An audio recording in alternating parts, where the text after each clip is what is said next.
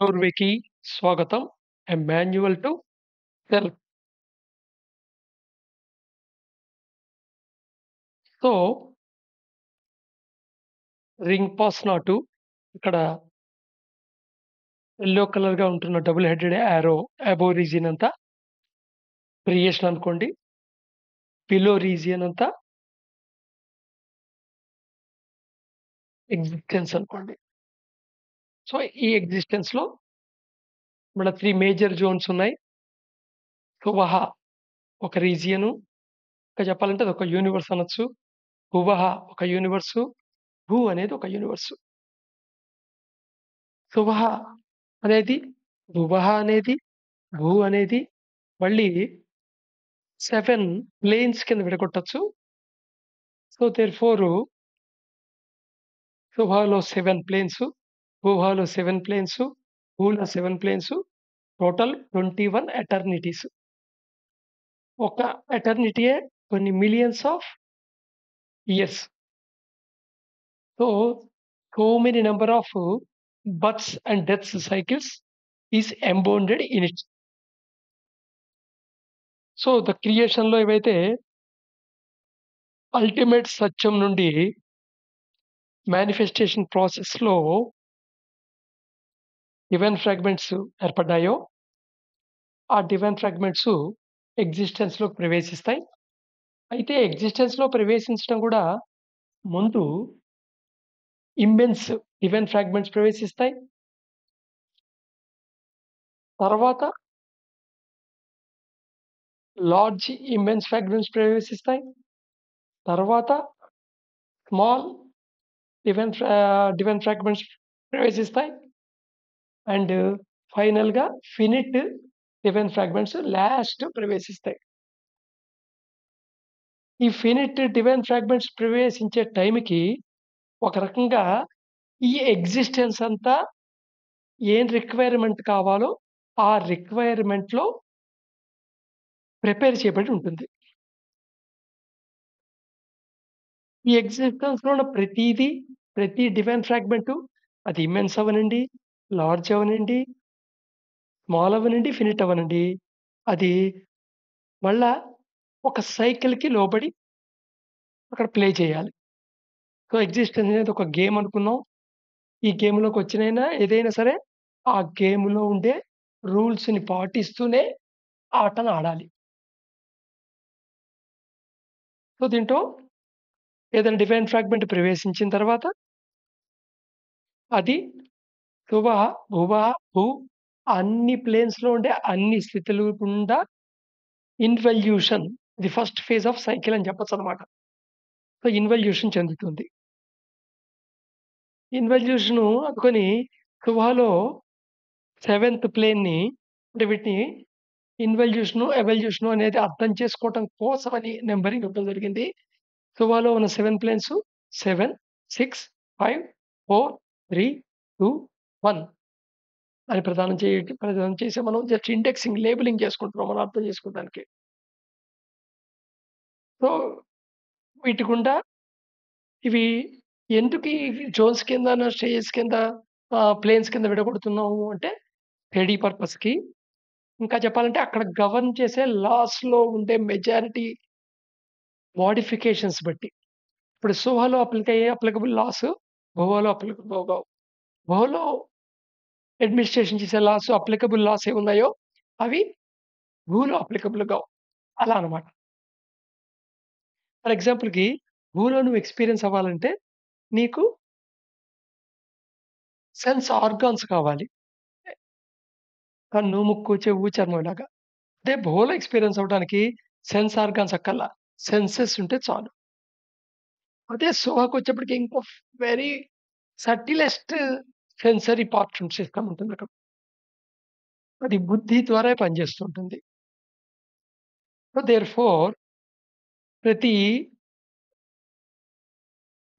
ప్రతి డివైన్ ఫ్రాగ్మెంటు ఈ involution and evolution సైకిల్‌కి గురి చేయబడుతుంది.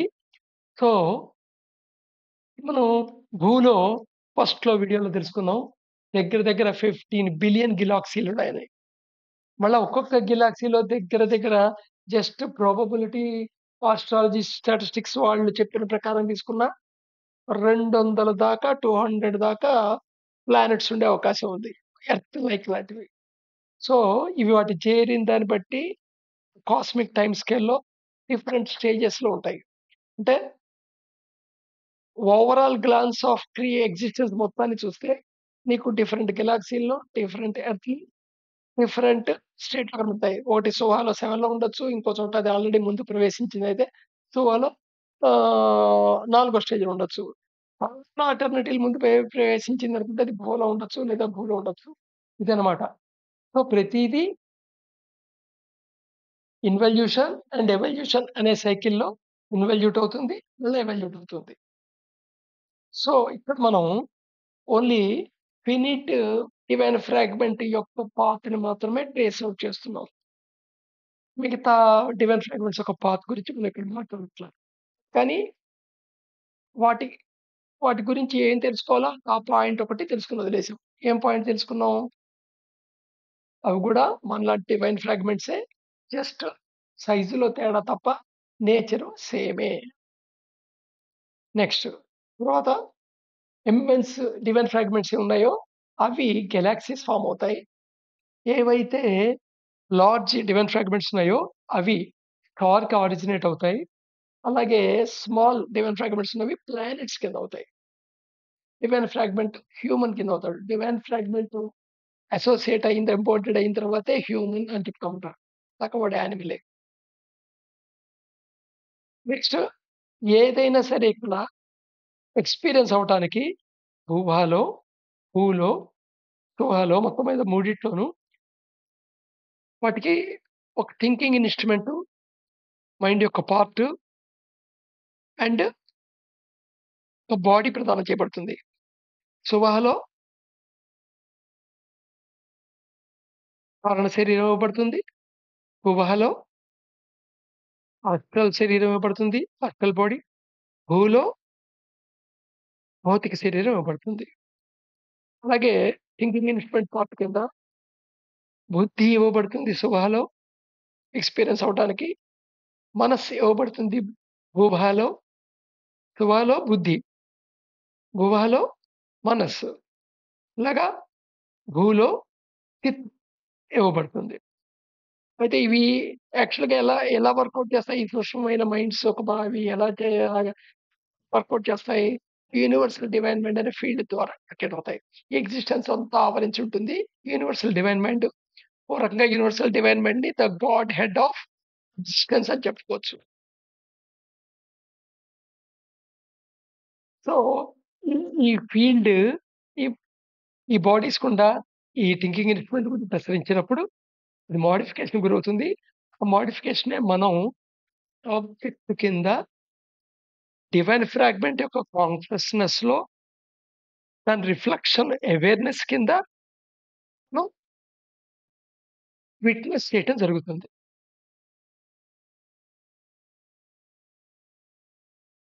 అయితే ఇక్కడ అంటే సోహోలో ఉన్నంత సేపు ఒక బాడీను, బుద్ధి ఇచ్చింది.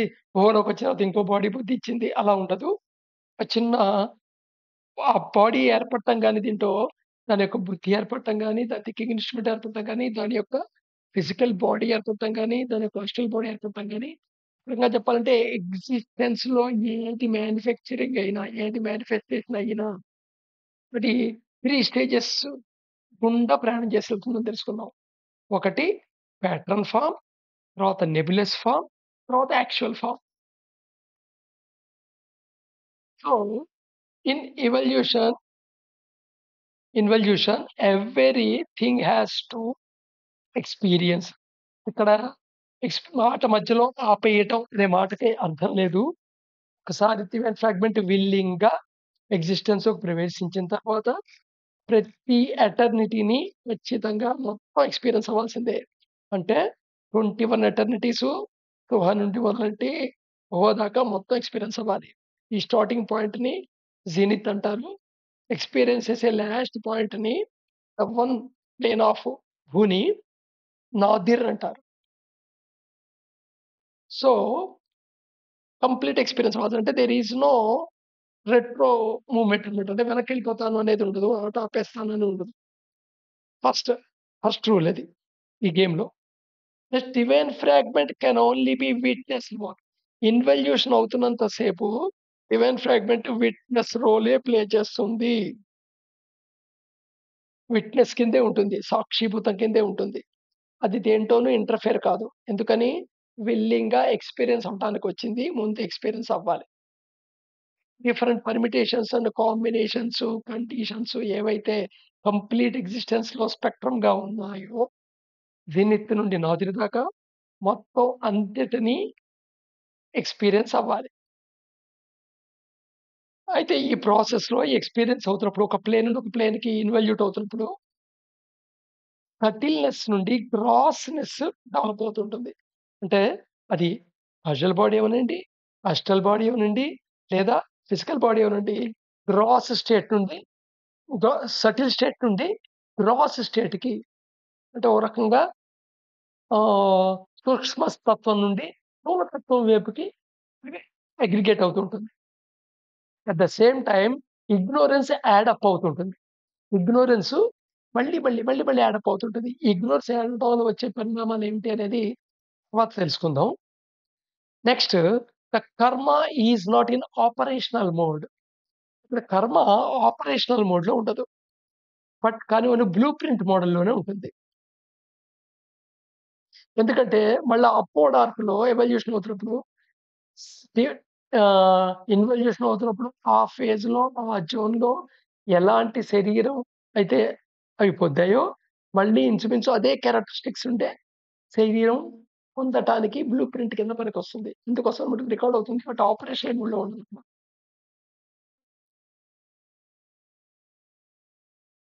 సో, రేపు ఇలా కంటిన్యూ చేద్దాం.